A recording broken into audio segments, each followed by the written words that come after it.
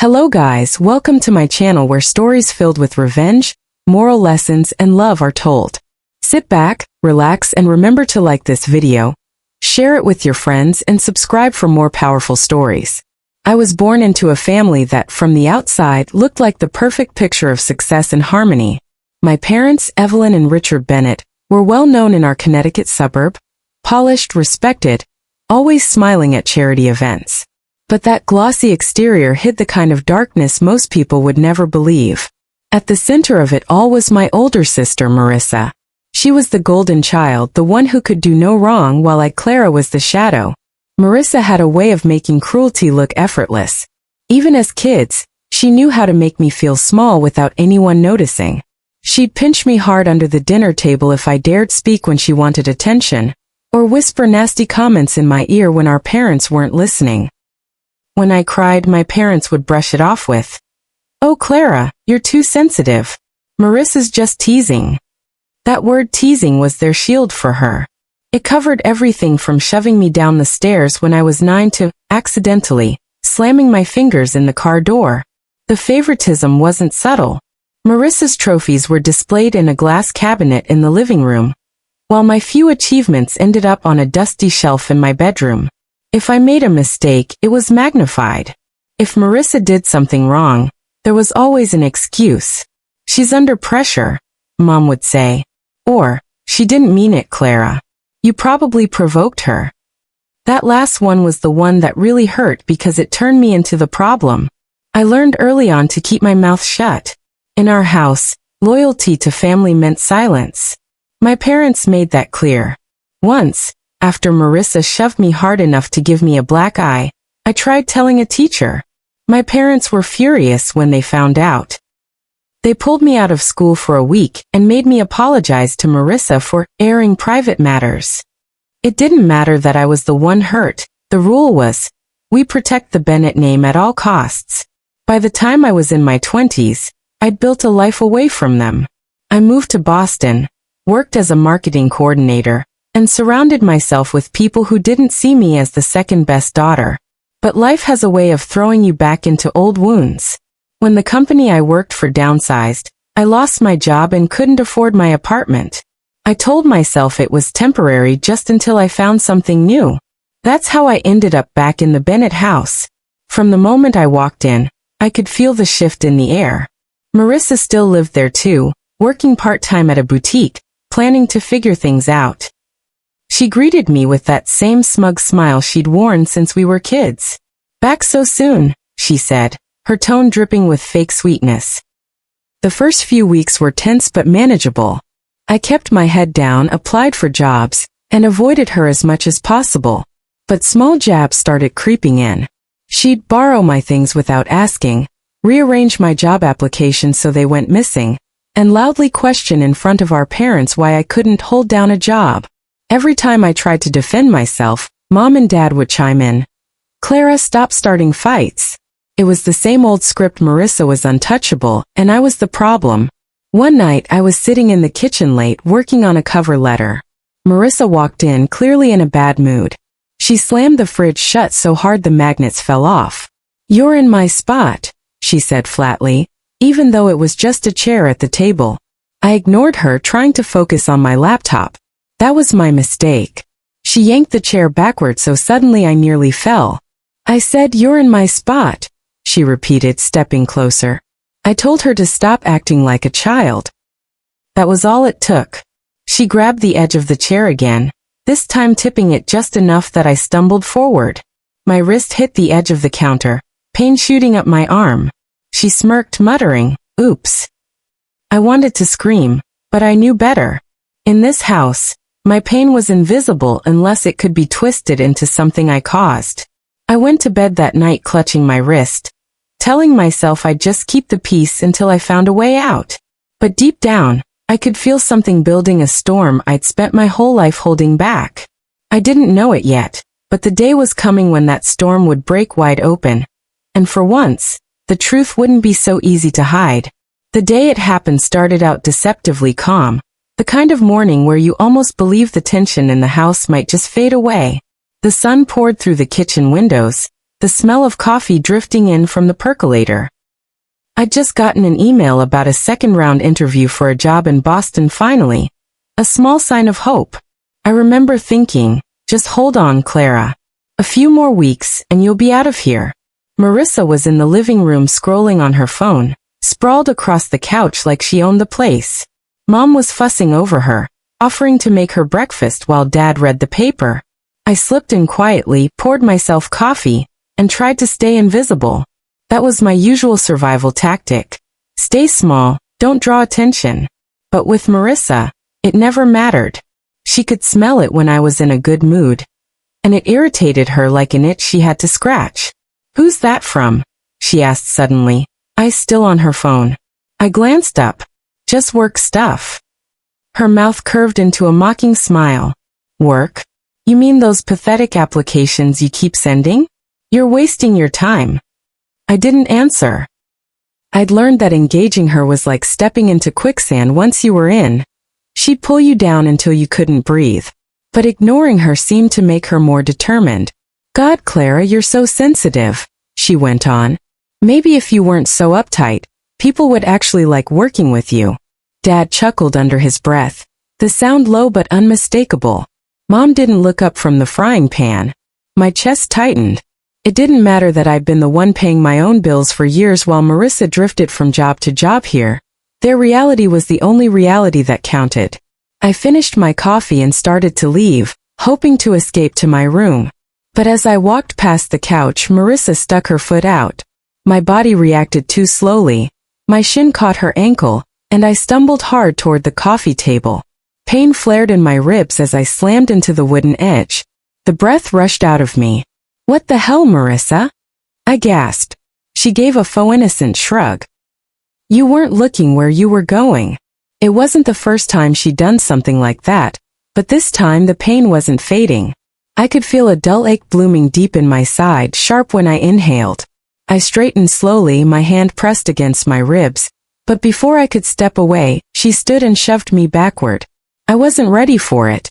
My foot caught on the rug and I went down hard. My right wrist took the brunt of the fall, a sickening crack echoing in my ears. For a split second the room spun, and all I could hear was my own heartbeat pounding in my skull. "Marissa." Mom's voice was sharp now, but not out of concern for me. She turned to her with that tight, warning look. "Go to your room. Now." Dad knelt beside me, but not to check if I was okay. "Clara, don't make this a big deal. You just lost your balance." I stared at him, my vision blurring from the pain. "She pushed me. You saw her." His jaw tightened. "And you were provoking her. You know how she gets." That was it. No one reached for their phone to call an ambulance. No one asked if I could breathe properly or move my hand. I realized they were already rewriting the story in their heads. I tripped, I fell, I overreacted. But the pain was too sharp to ignore. I stood holding my side and headed for the door. "Where are you going?" Mom's voice followed me. "To the hospital," I said, not even turning around. Her footsteps hurried after me. "Clara, think about what you're doing. People talk. If you tell them you were pushed." "I don't care," I snapped, yanking the front door open. By the time I got to the ER, I was lightheaded. The triage nurse took one look at me and ushered me into a room. Within an hour, I was lying on a gurney while a radiology tech prepared me for x-rays. Dr. Keating, a calm man with a steady voice, came in afterward with the results. "Clara, you have 3 fractured ribs and a distal radius fracture in your wrist. But that's not all." I frowned. "What do you mean?" He tapped the x-ray image on the screen. "There are signs of older rib injuries in different stages of healing, and these don't look like they came from a simple fall." My stomach dropped. "I'm going to ask you something," he said gently. "Did someone do this to you?" The words sat on my tongue like lead. Every instinct I'd been trained into screamed at me to say no. But looking at that screen with the proof carved into my bones, I felt something shift. "Yes," I whispered. His eyes softened, but his tone stayed firm. "I'm a mandated reporter. I have to contact the authorities and a social worker.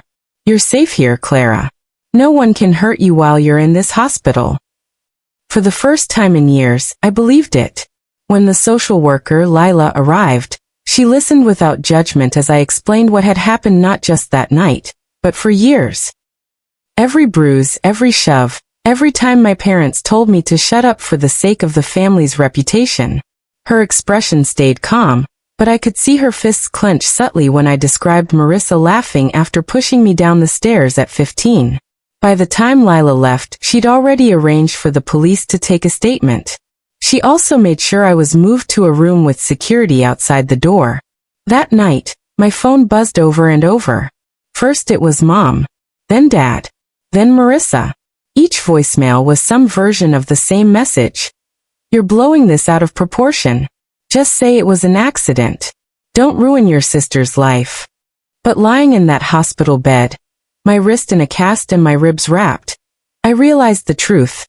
My sister had been ruining my life for years, and my parents had been helping her. And for the first time, I wasn't going to let them. The morning after the police took my statement, I woke to the sound of quiet footsteps in the hall outside my hospital room. The officer stationed at the door leaned in. Your parents are here, he said, his voice neutral. My stomach tightened. I didn't want to see them, but I also knew this moment was inevitable. Let them in, I said flatly.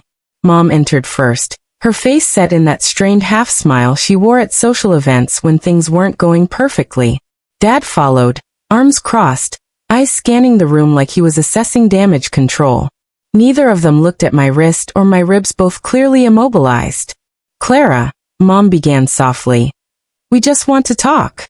I didn't answer, just stared back at her. We know you're upset, Dad said. But calling the police? Getting social services involved? This could follow Marissa for the rest of her life. You know how much she has ahead of her. I laughed sharp, humorless. You mean how much you've planned for her? You've been covering for her since we were kids. And you never cared what it did to me. Mom's face hardened. We're family. Family keeps its problems private. I gestured toward the x-rays pinned to the light board across the room. Those aren't private problems. Those are broken bones. Yours and Marissa's privacy put me here. Her lips pressed into a thin line. Clara, you've always been dramatic. Stop, I said, my voice shaking but firm. I'm not playing this game anymore. They exchanged a glance, and I could almost see the silent calculation passing between them. Finally, Dad exhaled sharply. If you do this, you're cutting yourself off from us. I looked him straight in the eyes. No, Dad, you cut me off years ago. I'm just walking away this time. They left without another word, the door clicking shut behind them. I felt the officer's gaze on me, steady and quietly approving. The days that followed were a blur of legal steps and medical procedures. Detective Alvarez came to take a detailed statement, and I repeated everything about Marissa's history of violence, the years of minimization, the countless times my parents pressured me to lie. My voice shook sometimes, but I didn't stop. Lila, the social worker, stayed with me through it all. A quiet anchor reminding me that telling the truth wasn't betrayal, it was survival. When the court date finally came, I walked into that courtroom with my ribs still sore but my head held high.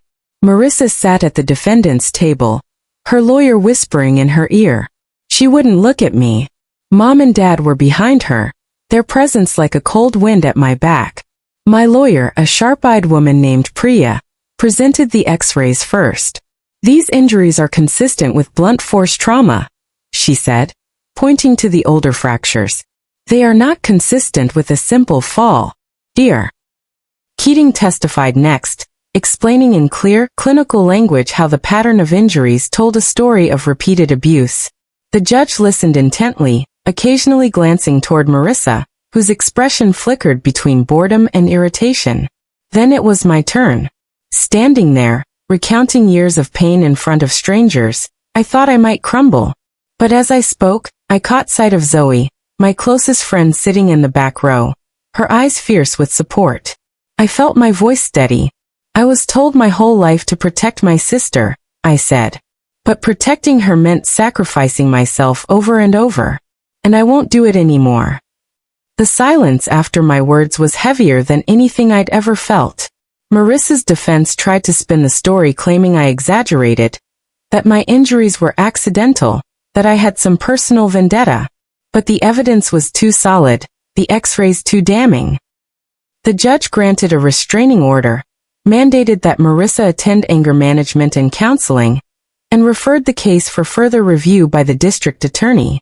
After court, Mom tried one last time. She caught me outside on the courthouse steps. "Clara, we can fix this," she said, her voice almost pleading. I shook my head. "No, Mom. You had years to fix this. You chose her every single time. I'm choosing me now." I didn't look back as I walked away. In the months that followed, life didn't magically become easy. Therapy was hard. Some nights, I woke from dreams of being shoved, tripped, or mocked, my chest tight with old fear. But little by little, the heaviness began to lift. I found a new job with a team that valued me.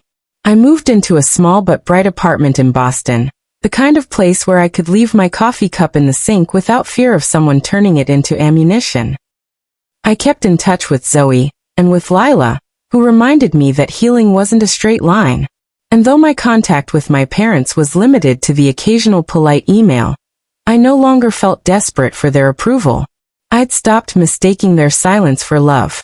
One evening, while unpacking boxes in my new living room, I came across a photo of me as a kid missing front teeth, hair in messy braids, eyes full of light I barely remembered. I stood there for a long time, holding that picture, realizing I owed that little girl something. Protection. Kindness. A voice. So I started speaking publicly at small community events, online forums, podcasts about sibling abuse, and the way family loyalty can be weaponized to keep victims silent. Every time I told my story, someone would come up to me afterward and whisper, "That happened to me too." And every time, I would tell them the same thing. You are not the problem. And you are not alone. If you're listening to this now, maybe you've been told to keep quiet for the sake of family. Maybe you've been made to feel like your pain doesn't count. Let me tell you, it counts. You count. And you deserve safety, truth, and peace even if you have to walk away to find it. Moral lesson. Sometimes the deepest wounds are inflicted by the very people we're taught to trust most. But blood alone doesn't define family respect, safety, and love. Choosing yourself over a toxic bond isn't selfish. It's the first step toward survival. And healing isn't about erasing the past. It's about reclaiming your present and protecting your future. If my story resonated with you, please like this video, subscribe to the channel, and share it with your friends. Leave a comment about what stood out to you or the lesson you took away. Your words might be exactly what someone else needs to hear today. Together we can break the silence.